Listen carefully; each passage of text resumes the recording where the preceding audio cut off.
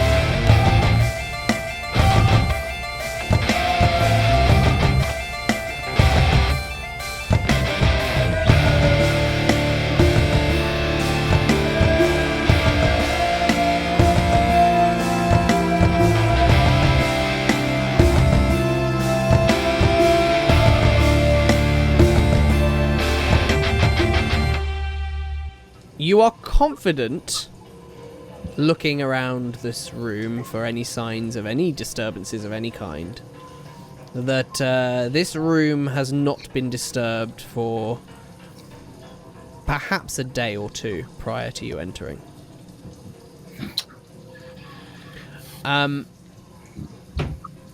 Could I get a perception check as well from you, please?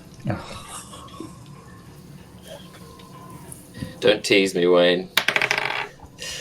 That'll be 12. There's a lot of strange noises down in Wave Echo Cave.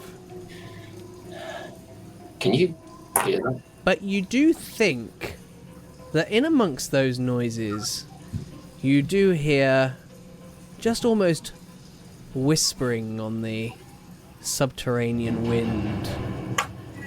Johann. He goes to Thorik. Yes? Quiet, I'm trying to concentrate. Did you say anything? I'm still doing the somatic components, just like, what? I thought nothing. And he kind of... No. I thought I heard What? a voice. What voice? Distantly, somewhere outside, it said my name. I thought it was you, but it didn't sound like Saga or Sergei. Did it sound like Saga or Sergei? No. But it did sound... It did sound like a feminine voice. Oh, god damn it. Okay. It sounds... Stay here. He kind of makes his way towards the door and listens intently, trying to catch it again. Give me another perception check, please. Thorik is ready to drop detect magic ritual and just grab him if he even starts reaching for the handle of that damn door. That is a dirty 20. You listen again to the sounds of the cave network, the old ancient mine, listening for any sign of anything, and it's really subtle. But you can hear almost the sound of...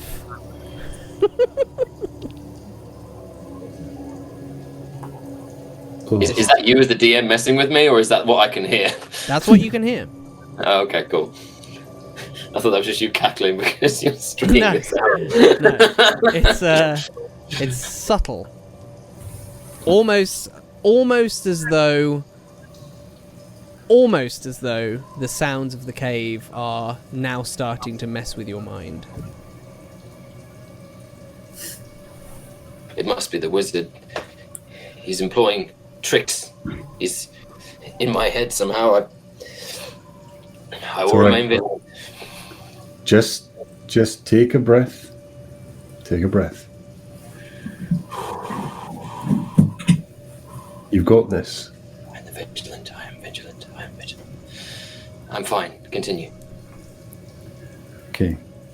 Thorik finishes up the detect magic. He's burning incense, and he's kind of almost has this like small orb sensor, as in like one of those big chain things, but like a small one, an orb that he just holds in his hand, just is like smoking. And as it smokes, it kind of, if magic was detectable, it would kind of almost peel and sort of glow in those areas. Okay. All right. As you complete the casting of your detect magic ritual, your vision begins to shift, looking for any sign you can of anything with a magical aura. Within this room, only the things you are already carrying that you know to be magical are glowing with any magical aura. That's fine. I say to Johan, do you have any paper and a quill? Of course. He tears a page out the back of his book. And Please write a note to Nundro. And if he's, I don't know if is Nundro bound? Like even at the wrists, or... but not heavily so. Okay. It looks as though this dwarf has been on the receiving end of perhaps some sort of a trial of some kind, almost like an interrogation, perhaps. Mm-hmm. He's clearly beaten. He's clearly being starved at this point. Yeah. But he is bound. But okay, I'll cut his bonds, and I will place him on the bed as comfortable as possible. Next to him, I will leave a ration and some water. And I'll ask Johan can you write a note saying, we're friends of Gundren, we're here to help. We'll be coming back to pick him up when the mine is clear, or so, like as something along those lines. Stay in this room, barricade the door, so that if Nundro wakes up, he has some food, he has some water, and he knows that the doors, it's like the door's unlocked. Don't leave without us. Yeah, Johan does as he's bid and folds it and tucks it in his rope. Mm-hmm. And while I've still got the 10 minutes, I will say to Johan, I'm just going to stand outside and see if I can detect anything. I'll be literally just outside the door. And he passes the smoke just in the corridor to see if he senses anything within 30 feet of him, if there's any trace or like trail. You sure you can't hear that? Do I hear it? Give me a perception check.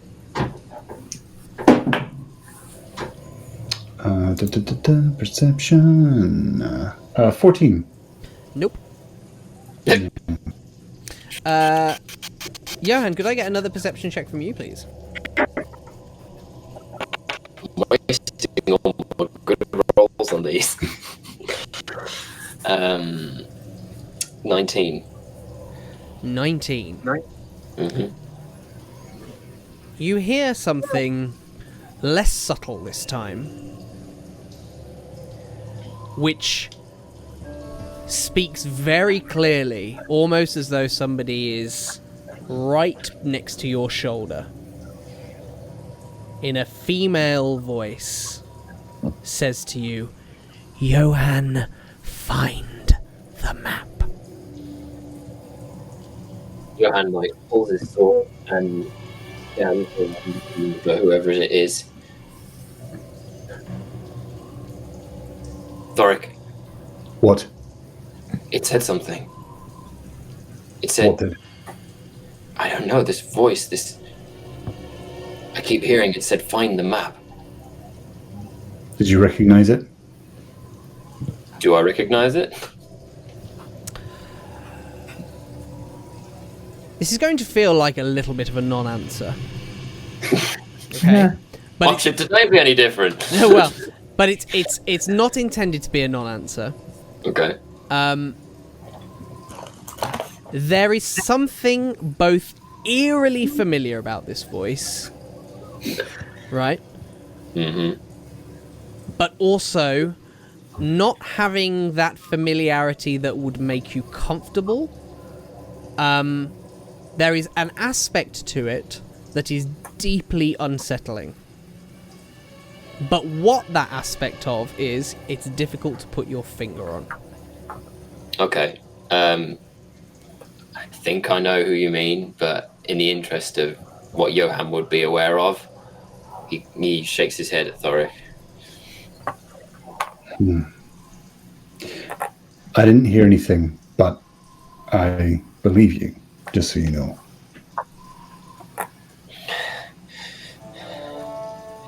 I wish it would stop. It's maddening. We must find the others.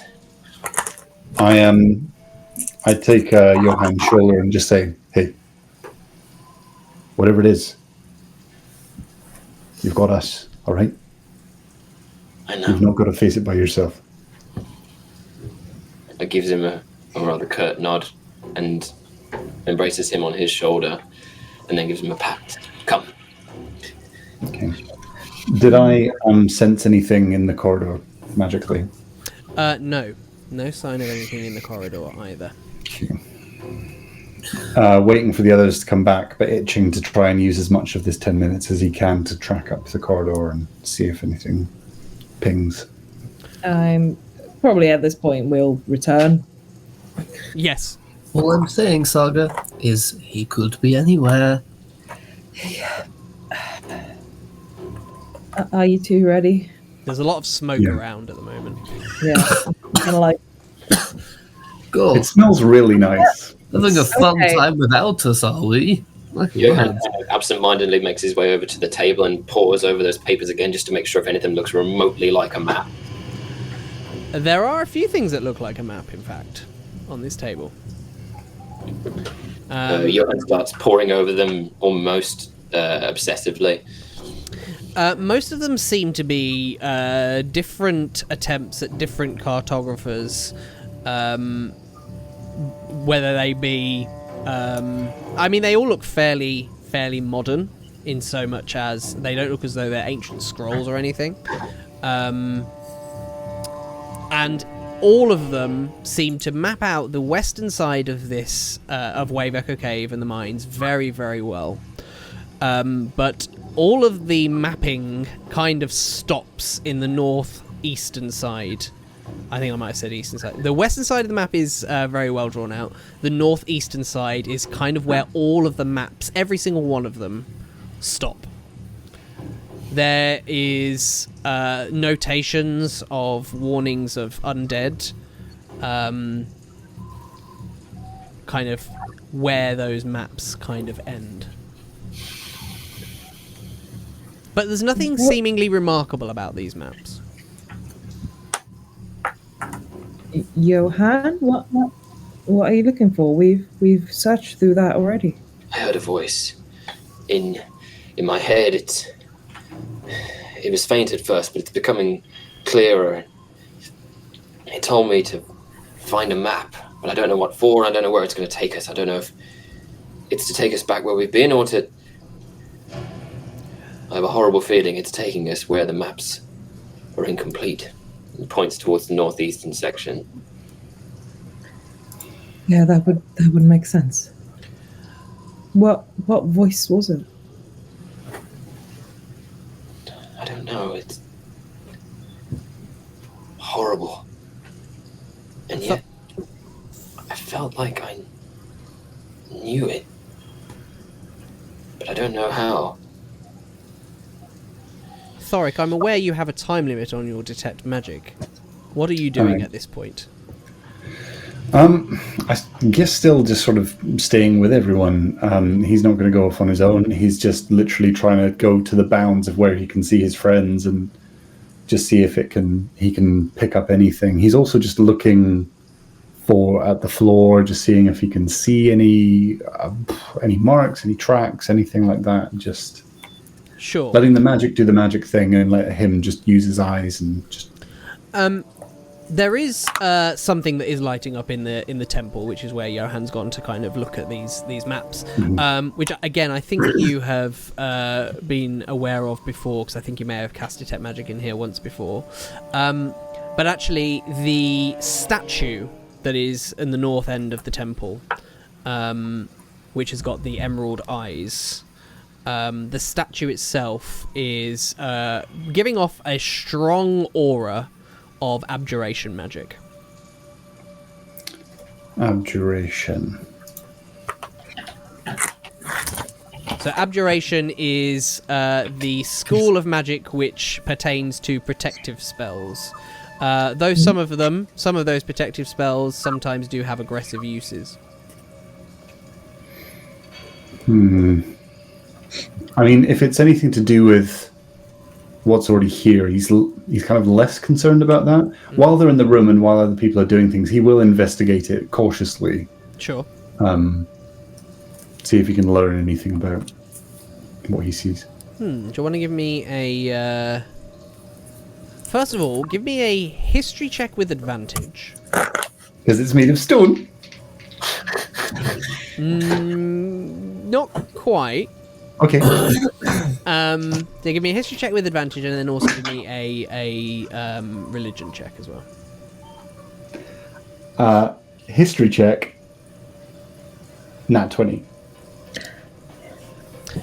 Let's go. The emeralds that make up the eyes of this statue are fake.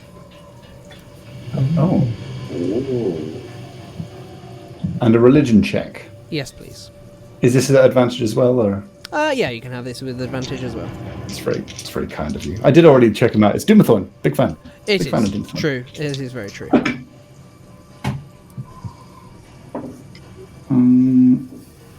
What have we got here? No, it's upside down. That's a 14 on the die. What does that do for us? That's a 14. 14.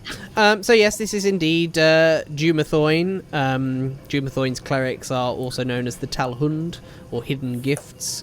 Doomathorn is the dwarven god of buried secrets and wealth, mining, gems, exploration, and the dead.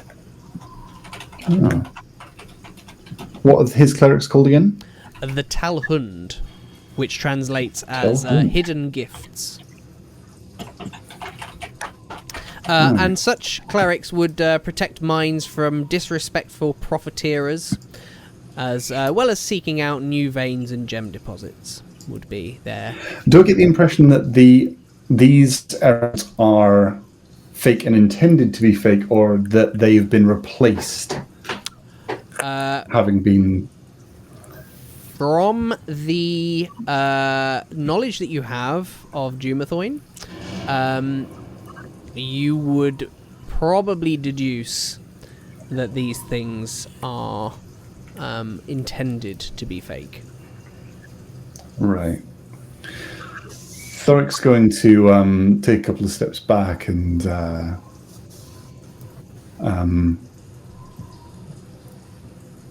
just kind of like incline his head. Doomathorn isn't a god that he particularly...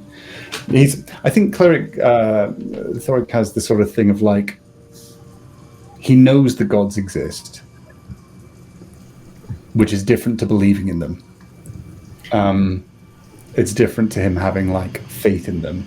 He understands the certain aspects to the pantheons and the multiverse to an extent, and kind of he understands that the power exists and that these things have power. So it's more just kind of like respect rather than reverence. He just kind of inclines his head and just sort of whispers in Dwarvish, We shall make sure that none of your secrets are plundered, Dimethorn. And he steps away from the statue.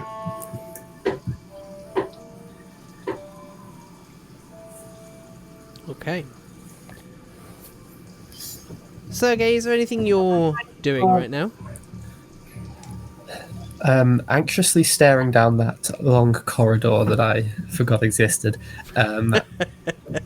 eager to kind of head in that direction, just kind of mindlessly spinning the 2 daggers in my hands.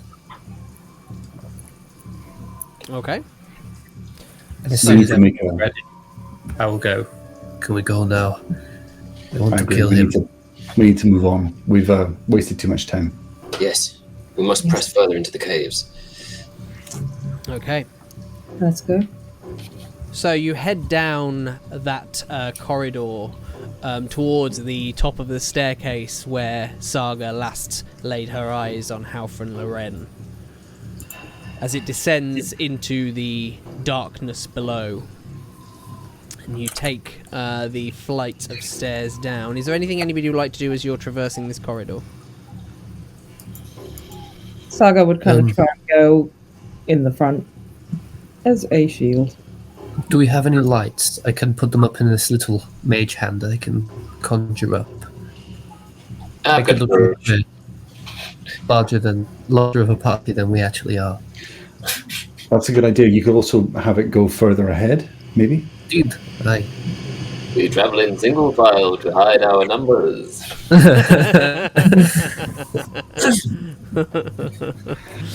I cast light on my shield. Okay. Conjure up a mage hand, and do I have any torches? Nope. I have a torch. I have a torch.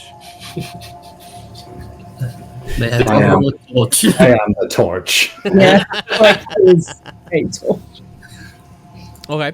If someone offers a torch up, I'll take a torch. If not, I'll use one of the candles that I have in my inventory and just send Like it forward. Scrooge. You never know what hit them, Johan.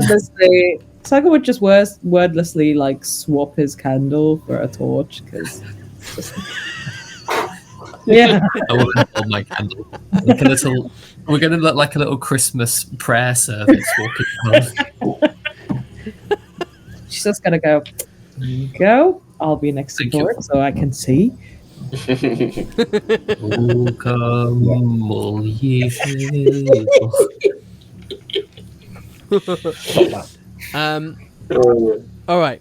So, what's your marching order then? Saga, you're at the front. Yep. I will Followed go next. by Sergei. Now no longer with his candle. Who's... I'll pop it back in his pack, but like I'm just like I have it in my hand. yeah. Okay, but it's off. I've gone. Then who's next then? Is it Johan or Thorik? Yeah, probably best if I go next and then Thorik brings up the rear. I'll bring up the rear and keep everything nice and lit and sort of do a little 360 every now and again, look behind us. Okay. So this leads into quite a large chamber, this staircase. It kind of twists around on a brief landing and then continues its descent, leading out into a very large cave, which is dark, the only light really coming from your light sources. And actually, the width of the cave expands to the south further than your light can reach. And you can just about make out the other side as you look directly across, looking eastward. And on the eastern side of this large cavern, you can see that there's a wide rift at the far end, which starts from about halfway across the cavern and spans all the way across to the far wall. There's actually, almost running to your right, a stream that's pouring out of a wall behind you. that tumbles down into the rift before you. And you can actually see that there are several ropes secured to iron stakes along the western edge of the rift, leading down to into the rift. We came in here before. You did briefly pop in here, yes. Okay. Do we see any tracks that might be from Halfrin on the floor? Would you like to give me a survival check, please? Yes. I help. also do. No. I think I would like to help someone else. I have +2.